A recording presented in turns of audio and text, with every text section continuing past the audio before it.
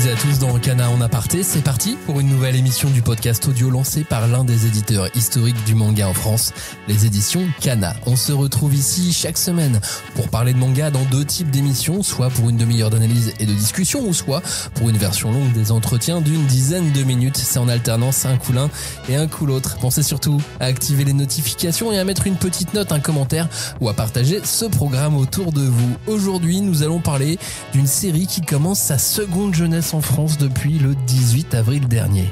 Effectivement, c'est bien dans les vieilles casseroles que l'on fait les meilleurs sous. Alors, c'est parti pour une émission sur la cuisine ou sur ce double samouraï. Je suis Maxime Bender et je vous invite à poursuivre cette écoute avec Stéphanie Nounès, Mathieu Adman et Antonin Lacombe. À partir du tome 10-12, elle va changer profondément son graphisme. Il y a énormément de personnages et le récit se complexifie en fait. Et la fin est super, elle est pas bâclée. Pour nous éclairer aujourd'hui, Antonin Lacombe, journaliste spécialisé BD, comics et manga, notamment pour les magazines Manga Kids, Japan Live ou Japan Max. Salut Antonin. Salut tout le monde. Mathieu Adman, chef de produit marketing aux éditions Kana, est également avec nous. Salut Mathieu. Salut la team. Et enfin Stéphanie Nounès, directrice de la communication des éditions Kana et fan numéro 1 de Samurai Deeper Kyo. Salut Stéphanie. Salut tout le monde. Mais waouh, quelle surprise quand on a vu arriver cette annonce. Quelle belle surprise, hein. Mais voir une nouvelle édition en France de Samurai Deeper Kyo, Stéphanie, on l'attendait pas. C'est toi parce que t'es fan numéro 1 de cette œuvre, t'as insisté. T'as poussé. Ouais, je pense que depuis qu'on fait les Star Editions, je mets chaque année le petit papier dans l'urne en disant Samurai Deeper Kyo, ça pourrait être très très chouette. Et plus sérieusement, qu'est-ce qui vous a poussé à proposer cette nouvelle édition de Samurai Deeper Kyo ? En vrai, à partir du moment où on a lancé le concept des Star Editions, elle est quand même arrivée assez vite dans les choix. Concrètement, après celle qu'on a faite, donc Slam Dunk Yu Hakusho et Shaman King, on avait deux choix logiques, c'était soit Yu-Gi-Oh, soit Samurai Deeper Kyo. Yu-Gi-Oh, bon, vous savez malheureusement ce qui s'est passé assez récemment, donc c'est Samurai Deeper Kyo qui arrive, et on en est très content. Donc Samurai Deeper Kyo, c'est quoi ? C'est un manga de baston, voilà, mais c'est un manga de baston qui ne se contente pas non plus d'enchaîner les affrontements spectaculaires. Il y a beaucoup d'amour aussi. Oui, aussi, c'est vrai, mais c'est un manga qui propose une narration toute droite, sortie des années 2000, du bon temps des Get Bakers et autres raves, et ça pourrait suffire pour beaucoup de lecteurs comme argument pour moi ça suffit en tout cas. Oui, moi c'est bon aussi, j'achète. On va voir un peu plus, Mais je vais le pitcher quand même. Dans ce récit, il y a Kiyo aux yeux de démon et Kyoshiro, son alter ego bienveillant, tous deux enfermés dans un seul corps. Deux personnages dans un seul corps, c'est Freaky Friday. Un postulat qui propose donc, non, c'est un échange de corps dans Freaky Friday. Un postulat qui propose une dualité d'une profondeur assez inattendue à l'histoire, et dans ce scénario, tout se passe au XVIIe siècle au Japon. Et ça commence lorsque Kyoshiro, un apothicaire d'apparence assez paisible, croise la route de la charmante Yuya, une chasseuse de primes aussi téméraire que rusée, à la recherche de Kiyo. Vous me suivez ? Vous comprenez le lien ? Kyoshiro. Voilà. Cette rencontre va les entraîner dans un périple à travers le Japon médiéval fantastique, peuplé de guerriers absolument hors normes. C'est la bagarre. C'est un beau résumé, j'achète encore. C'est bon. Là, pour bien comprendre, effectivement, c'était une vraie nouveauté. Qu'on s'appelle tout le travail qu'a fait Akime Kamijo sur Samurai Deeper Kyo. Il y a énormément de nouveautés, tant en cadrage, tant en composition de la planche déjà, que aussi dans le traitement du personnage et autres. Donc moi, j'ai la petite question que j'ai envie de poser, parce que c'est quand même un manga qui a 26 ans. C'est le premier manga qui est sorti dans le label Black d'Arcana, quand même, déjà. Et pour ceux qui ont pu le lire déjà à l'époque, parce que c'est pas le cas de tout le monde, c'est quoi vos souvenirs de Deeper Kyo ? Mathieu m'a raconté son anecdote tout à l'heure, j'ai failli verser une petite larme. Non, quand même pas à ce point-là, mais moi j'ai une anecdote très perso, c'est que ma mère est bibliothécaire, et du coup j'avais la chance quand j'étais petit que les mangas étaient abîmés, forcément ils devaient les jeter parce que tu pouvais pas les garder pour le public, donc avec mon frère on pouvait les récupérer. Et nous, on avait récupéré les 3 premiers tomes de Samurai Deeper Kyo. Et du coup, en fait, pendant des années, je n'ai eu que les 3 premiers tomes que je relisais en boucle, parce que quand même, Kyo est vraiment trop stylé. Donc, quand t'as entre 10 et 15 ans, waouh, j'ai juste envie de voir Kyo découper des gens. Et dès les 3 premiers tomes, Kyo découpe des gens, donc c'est trop cool. Donc voilà, vraiment, en fait, moi, ce que je retiens de Samurai Deeper Kyo, c'est moi petit qui relis tous les 2 mois les 3 premiers tomes dans ma chambre parce que j'avais pu les récupérer à la bibliothèque. Et malheureusement, j'avais jamais pu lire la suite à l'époque. J'ai pu réaliser ce rêve d'enfance en fait quand je suis arrivé chez Kana. Et ça, c'est cool. J'avais vu l'animé entre temps, mais qui est très très. Non, très, ça, ne parlons horrible, peut-être pas ne parlons pas de l'animé. Moi aussi, c'est un doux souvenir. Alors, j'avoue, j'aime beaucoup aussi Kyo, peut-être pas pour les mêmes raisons. J'adore quand il découpe, mais qu'est-ce qu'il est beau et sexy. Waouh, ça c'est très bien. Non, alors moi je venais d'arriver en stage, ça ne me rajeunit pas, chez Dargo et je suis allée faire En quelle année, juste pour qu'on resitue? C'était à l'ère Crétacé. Et du coup, je suis allée voir l'attaché de presse stagiaire qui était chez Kana en mode bon ben voilà, peut-être que je peux sympathiser, etc. et tout. Bon, force est de constater que c'est devenu mon meilleur ami et du coup la première lecture qu'il m'a conseillée de chez Kana, parce que je lisais pas mal de mangas mais j'avais jamais lu de manga Kana, corporate vraiment pas. Et il m'a proposé Samurai Deeper Kyo. Je te dis, bon, pourquoi pas et tout.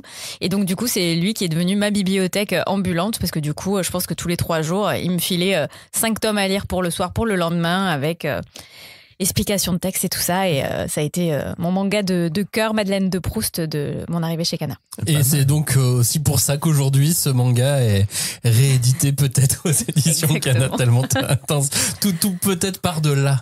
On ne sait pas, mais c'est possible. Ouais, exactement. C'est quoi les nouveautés? Voilà, c'est quoi la cette spécificité? édition? Oui. On est sur une Star Edition, donc en gros vous allez avoir un nouveau découpage, donc on est plus sur les 38 tomes de la première édition, là on est sur les 19, il y a des nouvelles maquettes, donc vous avez pu voir, on a déjà dévoilé celle du tome 1 et peut-être celle du tome 2, mais vraiment c'est très très très très très beau. La trad elle est pas refaite, par contre elle est entièrement relue, elle est entièrement revue et des dires de l'édito, c'est pas une nouvelle traduction mais c'est tout comme, parce qu'il y a vraiment des pages qui ont entièrement changé par rapport à la première édition qui était sortie dans les années 2000. Donc on a vraiment en fait, comme chaque Star Edition, le principe c'est vraiment de réactualiser la série, de la proposer sous un nouvel écrin, aussi de l'avoir financièrement plus accessible, parce que les Star Editions sont généralement souvent moins chères que les premières éditions de l'époque. C'est ça, ouais, qui est important sur ce concept de Star Edition, parce que le mot il peut parfois porter à confusion. Star Edition, c'est les mangas stars du catalogue Kana qui sont proposés de manière plus accessible. Ouais, exactement. Kana est assez vieux maintenant et donc forcément les premières séries de l'époque qui avaient de grands succès sont plus forcément à jour pour les codes du manga des années 2020. Donc là, pour le principe de la Star Edition, c'est de pouvoir faire redécouvrir ces classiques à une nouvelle génération qui sûrement auraient été rebutés par le lettrage ou le travail fait à l'époque, qui était pas mauvais mais qui était fait avec les moyens de l'époque. Donc là vraiment on les remet sur le devant de la scène avec une remise, en fait, une modernité sur ces nouvelles séries, mais ce ne sont pas des deluxe. Et comme vous avez pu le voir sur Slam Dunk, c'est pas parce qu'on a une Star Edition que ça veut pas dire qu'on aura pas une deluxe plus tard.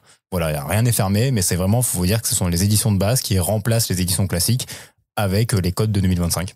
Ok, donc en fait c'est un espèce de c'est pas un bunko qui est une édition spécifique japonaise où c'est petit, condensé, et c'est petit en plus. Voilà, là il y a vraiment une volonté d'offrir avec moins de tomaisons, entre guillemets, la série moins chère, mais dans des conditions pas dégradées, quoi. Exactement, c'est juste que forcément, quand on fait une réédition, faut souvent qu'on se cale sur une édition japonaise, donc généralement la bunko, parce que pas toutes les séries au Japon ont 3 éditions différentes, mais en tous les cas, ça sera bien un format manga comme on le connaît chez nous, ça y a pas de souci, c'est pas une bunko japonaise, quoi. Ok, alors la grosse spécificité de Samurai Deeper Kyo, c'est son originalité. Déjà à l'époque, alors c'est quand même un manga qui est sorti en 99 au Japon, voilà. Et j'étais si jeune. Et c'est surtout qu'à cette époque-là, il a cassé beaucoup de codes. À savoir qu'effectivement, déjà, il mélange Shambara, donc c'est les récits de sabre au Japon, donc c'est comme les romans de KPDP mais avec des samouraïs, et du fantastique. Voilà. Donc déjà, ça va donner une trame et autres, et on va le voir au fur et à mesure de l'émission. En plus, l'autrice s'est intégrée dans un contexte historique assez spécifique. Alors, en plus, ça colle bien à l'actualité parce que c'est à peu près, c'est la même période que le jeu qui vient de sortir, Assassin's Creed Shadows. Voilà, c'est cette période-là qui est une période assez particulière, qui est vraiment le crépuscule des samouraïs. À savoir que ça fait 250 ans qu'ils se mettent sur la tête. Voilà, la fameuse bataille de Sekigahara qui commence le manga. C'est l'apothéose des samouraïs. On va le voir en plus avec un spécialiste tout à l'heure et autres. Et à partir de là, ça c'est le point de départ. Donc au départ de l'histoire, on va juste voir un apothicaire, qui est un samouraï à la base, qui s'est complètement reconverti en pharmacien ambulant. Parce que accessoirement on va être dans un univers où les samouraïs ont plus trop de place. Voilà, on va le découvrir pourquoi après. Et ce qui est assez chouette dans cet univers-là, c'est que Nanko, lui, va habiter, en lui va habiter autre chose. C'est un vrai Dr Jekyll et Mr Hyde. On va le commencer comme ça. On va voir que c'est un peu plus compliqué que ça. Mais avec des pouvoirs. Ouais. Et il tape dur. Non, mais c'est ça, parce que les bastons, elles sont phénoménales aussi. C'est surtout ça. C'est-à-dire que vous avez ce personnage-là, qui est en plus un samouraï, donc l'âme qui habite Kyoshiro, le pharmacien ambulant, c'est Kyo, voilà. Et Kyo, qui est le démon, entre guillemets, un samouraï démon, qui, pendant cette fameuse bataille où tout le monde s'est mis sur la figure comme c'est pas permis, a eu la réputation d'avoir tué 1000 hommes à ce moment-là. On sait même pas de quel côté il est. C'est-à-dire qu'on sait même pas s'il est du côté des perdants ou des vaincus. On sait juste qu'il a laté 1000 personnes et que c'est un peu the best, quoi. Mais moi, à cause de ça, j'étais persuadé que cette bataille ce samouraï, c'était totalement fictif. C'est ça ou... Ah, à cause qu'il en ait tué 1000 ? Parce qu'il en a tué 1000, ouais, exactement. Et donc, du coup, ça paraissait tellement improbable. Je me suis dit, il doit y avoir une vague source historique. Mais tout est inventé. Et en fait, pas tant que ça. Voilà. C'est plus compliqué que ça. C'est beaucoup plus compliqué que ça. C'est ça qui est vraiment chouette en plus, alors, indépendamment du côté graphisme, de la dynamique de la narration et autres. C'est l'auteur s'est basé véritablement sur des faits historiques au départ, voilà, et va s'amuser à en jouer. C'est-à-dire que plutôt que d'être complètement coincé, alors c'est une période qui est assez géniale parce qu'il y a des trahisons dans tous les sens, c'est Game of Thrones ultime, hein, voilà, c'est super. Mais ça peut être un peu lourd parce que c'est quand même 250 ans avec des généraux, des super samouraïs dans tous les sens et compagnie. Il y a de quoi s'y perdre comme c'est pas permis. Voilà, c'était la grande guerre d'unification du Japon. Mais donc c'est un manga un peu historique. Un peu. C'est pour ça qu'il rentre dans les bibliothèques à l'époque. Ouais, je pense qu'à l'époque c'est surtout qu'il n'y en avait pas beaucoup. Mais historique, disons que ça reprend des personnages historiques célèbres et donc les noms vont vous parler. Après, c'est pas là pour vous raconter quand même l'histoire du Japon. Hein. Non, alors, il y a deux choses. Il y a effectivement, vous pouvez prendre les choses comme elles viennent, voilà, avec les noms, vous allez voir arriver des personnages et compagnie, sans forcément, si vous avez pas des connaissances un peu pointues quand même en histoire japonaise. Oui, merci, parce que c'est pas parce qu'ils ont des noms japonais que c'est forcément... Non, alors Tokugawa, peut-être que ça parle, parce que c'est quand même, il y a une ère complète de plus de 2 siècles qui s'appelle l'ère Tokugawa. Nobunaga aussi, il y a quand même des noms, Sarutobi, voilà, si vous êtes habitué à la lecture de manga, c'est des noms qui vont revenir parce que vous les voyez dans plein d'œuvres différentes. Voilà. Faut aussi savoir qu'il y en a certains qui, entre guillemets, sont des personnages historiques, certains qui sont reliés à des personnages historiques, et il y en a d'autres, elle les fait carrément revivre. C'est-à-dire qu'ils ont rien à faire à cette période-là. Hein. Il y en a certains, typiquement, on a parlé de Nobunaga, celui-là, il est déjà mort au moins depuis à peu près plus de 50 piges. Voilà. Sachant qu'il y a même des samouraïs qu'elle fait revivre depuis 3 siècles. Hein. Voilà. Et puis il y a aussi quelques réfences qu'elle fait. Par exemple, on parlait de bastons, mais il y a aussi, dans les bastons, il y a les sabres. Et les sabres Muramasa. Les sabres ensorcelés. Muramasa, les sabres ensorcelés, en fait, c'est du nom du célèbre forgeron Muramasa qui a vraiment existé et qui avait monté toute une école et tout. Donc c'est assez... elle a mêlé histoire et un peu fiction, quoi. Voilà, et elle a fait son histoire. On peut aussi vous conseiller de revoir et de réécouter le magnifique podcast que nous avons fait sur Kagurabachi, parce que là, vous allez avoir une version vraiment 2025 du monde du samouraï. Là, c'est une version plus... qui a 25 ans, c'est un autre univers, c'est tout aussi punchy, c'est moins saccadé. Et ce qui est marrant, c'est que malgré tout, ces références que nous, on n'a pas, le jeune japonais de l'époque, il a au moins évoqué ces noms-là à l'école, en cours d'histoire, ou dans d'autres bouquins, ou dans d'autres mangas auxquels nous, on n'avait pas accès à l'époque. Et pour nous, faut dire que c'était super nouveau tout ça. Voilà. Et très mystérieux. C'est ça, c'était assez fun et tout. Et en plus, elle va amener du fantastique, elle va amener des pouvoirs, elle va amener plein de choses. Il y a beaucoup de déconnes. Enfin, alors, elle va changer pas mal de choses au fur et à mesure de son histoire. Au début, les premiers tomes sont très drôles. Voilà, il y a beaucoup d'humour. C'est vraiment à la Nicky Larson. Hein. Le duo entre Yuya, la chasseuse de primes, et Kyoshiro, c'est vraiment City Hunter. Hein. Voilà, il s'en prend plein la tête et autres. C'est vraiment très drôle. Après, ça s'efface un petit peu. C'est beaucoup plus sombre et autres. Et ce qui est vraiment, je trouve, passionnant sur cette série, en plus de pas mal de sujets, c'est son graphisme. C'est-à-dire qu'au départ, il est très spécifique. Il est assez fin. Il est très dense. Hein. J'espère que moi, il y a des textes, je les ai relus, je me suis senti très vieux, quoi, tellement c'est écrit petit. Voilà, parce que vraiment, elle va y chercher des petites bulles, des petites cases, voilà. Mais c'est vraiment très chouette et autres. À partir du tome 10-12, elle va changer profondément son graphisme. Elle va éclater sa narration. C'est beaucoup plus punchy. Les attaques prennent vraiment des proportions. Voilà, vraiment gigantesques. Là, on va retrouver vraiment tous les codes qu'on va manger dans les mangas d'action et tout pendant les 10 dernières années. L'auteur a été vraiment précurseur sur pas mal de choses. Et en plus, sur les 2 derniers tomes, c'est sa volonté propre. Elle a rechangé profondément son graphisme. Voilà, en étant beaucoup plus noir, beaucoup plus sombre. En disant, voilà, c'est un petit texte qu'elle a donné dedans. Elle a dit, voilà, là, j'arrive à la fin. Je change exprès mon graphisme. Je le fais plus sérieux. Et je veux que vous puissiez ressentir la fin plutôt que la lire. J'avais trouvé ça très fort. Et alors, ça accompagne ce changement graphique un changement narratif parce que avec le nombre de personnages, etc., à partir du tome 12-13, on arrive dans un axe baston. Il y a du monde. Enchaîne, ouais. Il y a du monde. C'est-à-dire qu'à un moment, on est perdu. Hein. Enfin, faut un peu s'accrocher. Je suis contente que tu le dises parce que j'avais l'impression que c'était que moi. Non, c'est au départ. Ça commence un peu soft. On a que les 3 couleurs. Voilà, on découvre un super personnage qui va rentrer dans le groupe, qui va avoir un rôle énormissime et autres. Et puis d'un coup, il va y avoir un autre clan avec 10 soldats qui vont être là aussi. Et puis va y avoir le groupe des 5 à gauche et puis les anciens 4 à droite et compagnie. Il y en a partout. Voilà. Alors ça fait des super combos de baston. Hein. Ils adorent les noms avec les chiffres, là, les 4 piliers, ça c'est incroyable ça. Mais c'est vrai que à la fin tu sais plus qui est qui. Voilà, tu sais juste que ça tape et que de toute façon le plus fort c'est Kyo. On est d'accord, c'est Kyo. Ouais, mais à l'adolescence, ce genre de truc, enfin même encore aujourd'hui en fait, moi ça me parle. Mais quand j'entends les 4 piliers, les 3 machins, mais ça en jette direct. Moi ça en jette direct. Et à chaque fois je suis client. Waouh, mais attends, mais c'est qui ça? Il est trop fort. Ils sont 4 en plus. T'attends de savoir en plus qui sont les 4. Et j'ai beau l'avoir lu 1000 fois, mais je suis toujours client et chaque fois je me fais avoir. Mais ça te faisait pas penser un peu à Saint Seiya aussi? C'est quand il peut passer toutes les épreuves avec tous les trucs et tout. En fait, tu te dis, allez, c'est quoi le next step? C'est quoi les autres nouveaux dieux? À chaque temple ils sont là, mais lui c'est le plus fort des 12. Oui, en fait, t'arrives à l'autre et non, mais c'était l'autre le plus fort. Mais il avait déjà tout. Il avait déjà tout installé à cette époque-là, parce que même dans ses mangas d'avant, il avait déjà ce truc d'un nombre de chevaliers samouraïs, etc. Non, il avait fait des ninjas avant les chevaliers du Zodiaque. Mais bref, ça c'est toujours pour dire que à partir du moment où t'as un nombre de personnages, t'as un nombre de possibilités presque illimité dans ton récit, dans ton marketing, dans ta version animée, tu peux tout faire après.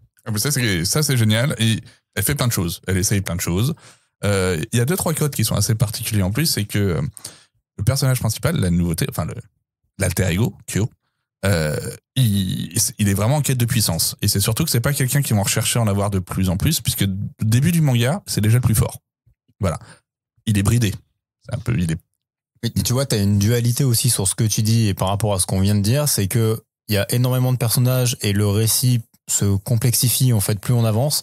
Par contre, lui, Kyo, il reste simple. Le but en fait reste simple du début à la fin, c'est t'es devant moi, je te pète la gueule. Et voilà, ça va rester assez simple jusqu'au bout. Et je réussis tout le temps. Et là, il n'y a pas de motivation ultérieure, il veut pas devenir le plus grand de je sais pas quoi, le roi de non, c'est juste il arrive et hop, il se bat et il doit tuer la personne en face. Avec le background historique. Exactement. Voilà. Et la quête du véritable amour, non? Ah non, pardon, je me suis trompée, je sens. Okay, oui. Ah non, quand même, il y a un petit truc mignon quand même à chaque fois. Moi, j'aime bien aussi, comme tu disais, là, un peu à la City Hunter entre Kiyoshiro et Yuya. Mais il y a quand même aussi une relation assez forte entre Kiyo et Yuya qui est même chouette à voir. Ah non, moi, j'ai beaucoup aimé. Teasing. Je vous propose de faire le point Yuya, Kiyo, Kiyoshiro juste après les recommandations. Mais avant les recommandations, je vous propose d'aller en aparté avec Julien Pelletier, spécialiste de la figure du samouraï pour laquelle il se passionne depuis les années 2000. Julien Pelletier, auteur de plusieurs essais consacrés aux guerriers japonais, dont Sekigahara, la plus grande bataille des samouraïs, paru en 2020 aux éditions Passé Composé, et une autre histoire des samouraïs publiée chez Perrin en 2023.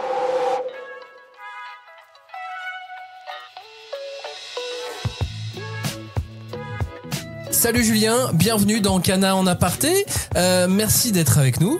Merci de nous recevoir. Alors dis-nous tout, cette bataille qu'on voit dans de nombreux mangas et bien sûr dans Samouraï d'Hyper Kyo, la bataille de Sekigahara, est-ce qu'elle a vraiment existé cette bataille? Absolument, oui, elle est très bien documentée, elle est même sans doute la bataille la plus décisive, la plus importante de l'histoire du Japon. puisqu'elle marque un tournant très important qui va permettre d'amorcer enfin la fin des guerres civiles qui déchiraient l'archipel depuis presque un siècle et demi. C'est vraiment le Royal Rumble entre guillemets des samouraïs C'est tout à fait ça. Au Japon. Donc on a des familles depuis 150 ans qui se tapent dessus, qui sont prêts à en découdre et il va se passer quoi alors? Eh bien, c'est une bataille qui commence sur le matin du 20 octobre, du 21 octobre, et qui va en fait se tourner en milieu d'après-midi à la suite d'un coup de théâtre à l'avantage des Tokugawa. C'est une traîtrise bien connue, sans doute la plus célèbre de l'histoire du Japon. C'est la traîtrise de Kobayakawa Hideaki, qui est un jeune seigneur à ce moment-là, qui a promis de rejoindre les rangs de l'armée de l'Ouest, mais qui a en même temps reçu un petit peu des avances des Tokugawa à qui il doit par ailleurs, il y a une espèce de dette d'honneur à l'égard des Ieyasu. Et bien, au cours de la bataille, il change de camp. Et ses troupes nombreuses se fondent sur l'aile droite de l'armée de l'Ouest. Et du coup, à ce moment-là, ça tourne vraiment, le combat tourne vraiment au désastre, à la déroute complète pour l'armée de l'Ouest qui est complètement anéantie. Donc, le triomphe des Tokugawa, qui était très, très incertain au début de la campagne, là, leur triomphe est complet. Et c'est un moment très important puisque Tokugawa Ieyasu est vraiment à ce moment-là au sommet de sa gloire, mais il comprend très vite qu'il ne faut pas commettre l'erreur de ses prédécesseurs. Il faut asseoir le pouvoir de la dynastie des Tokugawa. Donc, il reçoit le titre de shogun, mais il le transmet quasiment tout de suite à son fils, Hidetada, pour envoyer le signal à tous les autres grands seigneurs. Désormais, ce sont nous les Tokugawa qui régnons sur le pays et nous entendons bien instaurer une dynastie, parce que les Tokugawa seront la plus puissante et la plus pérenne des dynasties shogunales jusqu'au milieu du 19e siècle. Exactement. C'est absolument passionnant ce que tu nous racontes, Julien. Et j'ai une question, quand on a ta connaissance, quand on a autant travaillé un sujet, est-ce qu'on peut encore prendre du plaisir à lire des histoires plus fantastique, fantasy dans des mangas autour de tous ces récits? Bien sûr. Moi, j'ai toujours du plaisir.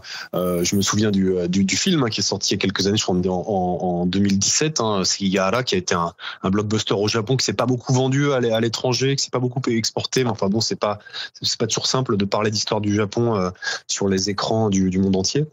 Malgré le succès récent de Shogun, enfin qui est quand même une histoire, faut le rappeler aussi, là aussi une version très simplifiée des prémices de Sekigahara. Shogun ne parle que de ça.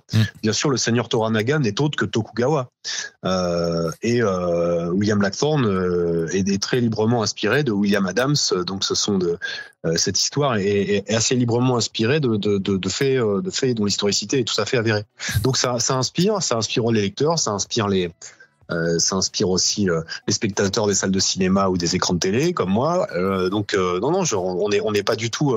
On a encore des hypothèses. Les historiens japonais en particulier travaillent encore sur la question et on découvre l'affaire Sekigahara, si j'ose dire, est loin d'être close. Il y a encore beaucoup de choses à découvrir sur les prémices et le déroulement de la bataille et de la campagne de manière plus large. Un grand merci en tout cas, Julien, de nous avoir transmis tout ça, et c'était un vrai plaisir. Avec grand plaisir partagé. Salut Julien, merci à toi. Merci Julien. Au revoir.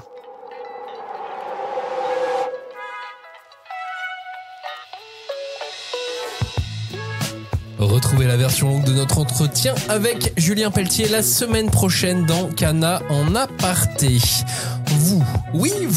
Vous qui nous écoutez, vous autour de cette table, vous qui connaissez déjà Samurai Deeper Kyo, vous allez lire quoi maintenant? Et vous qui ne connaissez pas du tout Samurai Deeper Kyo, quelles autres lectures sont familières? De quoi on peut rapprocher? On a vu que c'est une longue période historique, très riche. Voilà, qui inspire pas mal de monde. Alors bon, l'univers des samouraïs au Japon, en manga, il y en a quand même pas mal, mais je pense qu'il y a quand même des thématiques qui sont plus intéressantes que d'autres. Il y a celle de Elusive Samurai, qui vaut vraiment la peine. Pour le côté historique, on s'y retrouve assez bien. C'est ça. Elusive, c'est vraiment... Alors, je suis pas un expert de l'histoire japonaise pour savoir si c'est très, très, très, très précis, mais en tout cas, c'est assez documenté par l'auteur.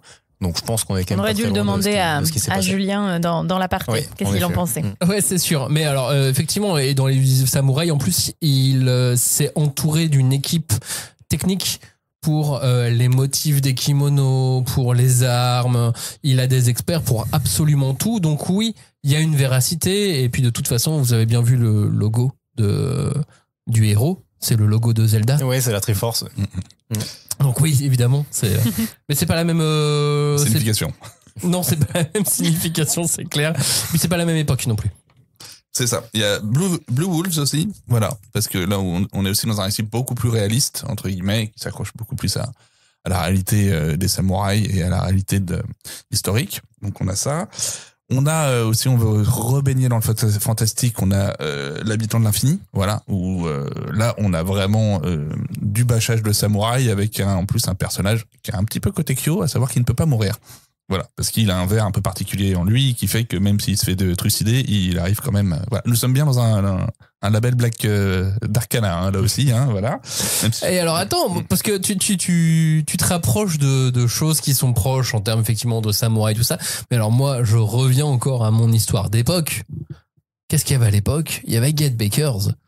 Et je trouve que Get Bakers, ça va vachement bien avec Samurai Deeper Kyo. Sauf qu'il y a un récit urbain et un récit historique, mais je trouve que les deux sont super familiers dans l'ambiance, dans dans le goût, dans la saveur, dans la vapeur qui s'échappe de chaque manga. C'est peut-être l'époque qui fait ça, mais oui, je vois très bien le lien entre les deux, où c'est de la baston, ça va toujours plus loin justement dans la baston, dans un peu la fantaisie. Pareil, en plus dans Get Bakers, t'as aussi cette histoire de il y a les 4 machins, et puis finalement les deux, enfin voilà.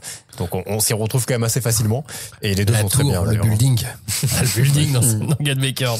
Mais non, après en fait, basiquement, il y a Kenshin en fait. Pour moi, j'étais trop petit, j'étais vraiment jeune quand Kenshin est sorti.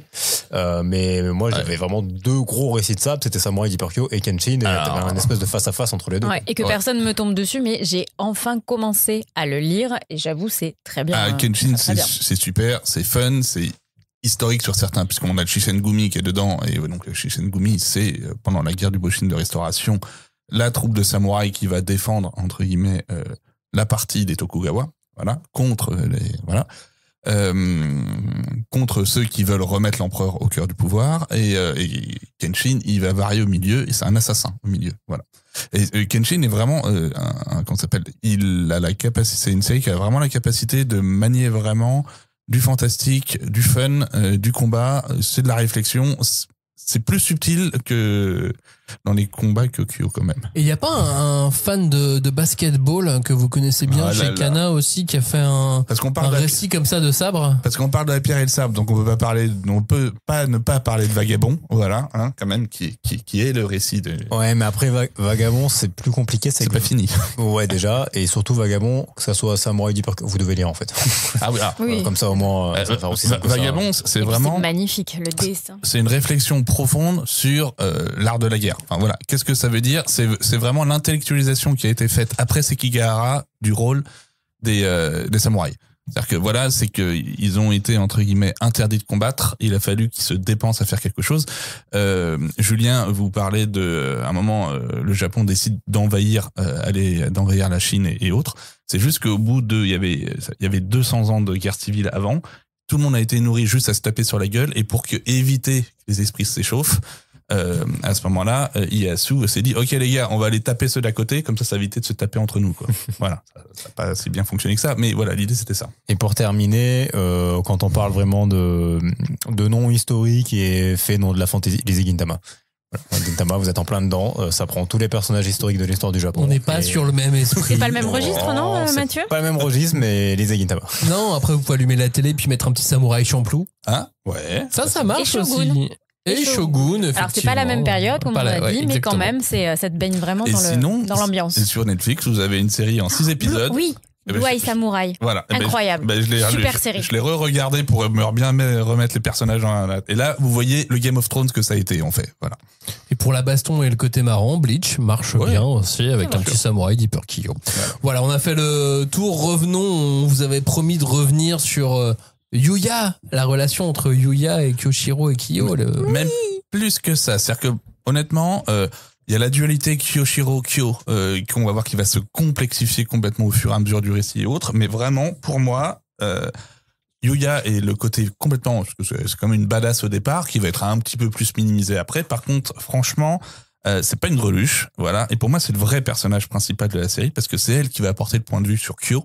Voilà. Kyo, c'est quand même un gros salopard, hein. On va pas se dire autre chose, hein. Tout ce qu'il arrive, lui, c'est bad boy. Voilà, bad boy. Je mets 3 têtes, je mets deux droites et c'est bon, c'est fini, je repars. Comment tu parles de mon idole d'enfance? Il a tué 1000 hommes dans une Et baston. pas Bataille. un de plus, pas un de moins, il les a comptés 1000. Et il les a comptés. Tu as raison, c'est ça qui est important, il les a comptés. Ou alors il y en a un qui a survécu, il a compté tous les autres. C'est pas un personnage sympathique, Kyo. L'âme de Kyo est pas sympathique. Mais elle le rend sympathique. Voilà. Alors que Kyoshiro est un côté simplet, machin et tout. Et puis, au fur et à mesure qu'on va avancer, avec le rapport avec Yuya, Kyo va commencer. À s'arrondir un petit peu. Voilà, il va se passer des choses et on va découvrir beaucoup plus de choses sur Kyoshiro. Et en fait, c'est pas juste un yin et yang, il a un côté blanc, un côté noir et tout. C'est pas ça du tout, en fait, Samurai Deeper Kyo. C'est beaucoup plus subtil que ça. Il Voilà. n'y a pas un moment donné où vous vous êtes dit, mais en fait, c'est juste un gros schizo. Moi, j'étais persuadé que le début, si. Hein. Ah ouais? Ouais, pour moi, il y avait pas, enfin, Kyo n'existait pas en dehors En vrai de Kyoshiro et que c'était vraiment juste un mec qui vrillait quand il y avait la baston. Et tu sais, des fois, le mode de il s'évanouit et en fait, c'est quelqu'un Comme qui prend Tankcher, sa quoi. place et il se réveille et il fume tout le monde, tu vois. Mais voilà. Entends-tu le souffle, tout ça. Voilà. Ah oui, Et le souffle du vent. j'avais tort. Mizuki. Et là, voilà. Et en plus, c'est vrai que toute la série, c'est vraiment un ode au samouraï dans le sens où, Le nom des attaques. voilà, les mecs comment, Magnifique. voilà, le mec comment il y va, il tape tout et compagnie. C'est vraiment ce fantasme et tout. Et c'est vraiment à une période où, entre guillemets, ils sont en train de disparaître. C'est-à-dire qu'effectivement, ce que j'avais dit tout à l'heure, Kyoshiro, au début, s'il se recycle en tant que pharmacien, c'est que, en tant que samouraï, il a plus rien à faire. En plus, pour montrer le côté vraiment bourrin, ils utilisent pas des katanas. Enfin, pour Kyoshiro et Kyo, c'est pas des katanas qu'ils utilisent, parce qu'un katana, ça fait 70 cm de long à peu près, et il a un sabre qui fait 1,50 m. Mais c'est vraiment un truc de bourrin, quoi. Hein. Voilà. Qu'on retrouve notamment dans le manga Gamaran. Ah, Où là, on a toute la liste des armes de toutes les J'aurais dû époques, relire. J'aurais dû relire. qui est un vrai manga tournoi. Si vous aimez la baston de Samurai Deeper Kyo, Gamaran va C'est vrai, encore t'as raison. plus loin, puisque ce n'est qu'un énormissime C'est de la tournoi. baston après de la baston après de la baston et c'est très très bien. Oh, c'est tellement bien. Ah ouais. Faut vous poser votre cerveau et juste vous regarder des gens se battre. C'est incroyable.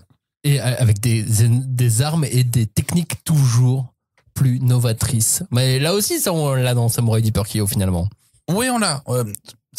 Les techniques, elles sont là. Alors, là, l'auteur vraiment choisit le côté vraiment très chambaresque, à savoir que l'affrontement de samouraïs, ils sont là en face de l'autre, ils vont chacun mettre un coup. Ils vont pas en mettre beaucoup plus. Alors, c'est vraiment des espèces d'attaques éclairs et autres. Ils donnent tout et il y en a un des deux qui tombe à la fin. Bon, c'est jamais Kyo, mais c'est toujours les autres. Mais dans l'ensemble, c'est ce côté vraiment percutant et autres du combat de sabre. Là où effectivement, il y a eu plus de chorégraphies qui ont été mis après dans les combats, dans les séries qui ont suivi et autres, où on est rentré un peu plus quand même dans la narration du combat et pas juste une attaque éclair. Oui, là finalement c'est un duel de western en fait. Exactement. C'est Voilà. face à face et c'est le premier qui dégaine qui gagne entre guillemets. Merci pour la référence au western, parce qu'effectivement, le Shambara, c'est un western, en fait. Voilà. Bah, de toute façon, à partir du moment où tu te prends un coup de sabre, normalement, un seul coup, c'est censé être assez fatal.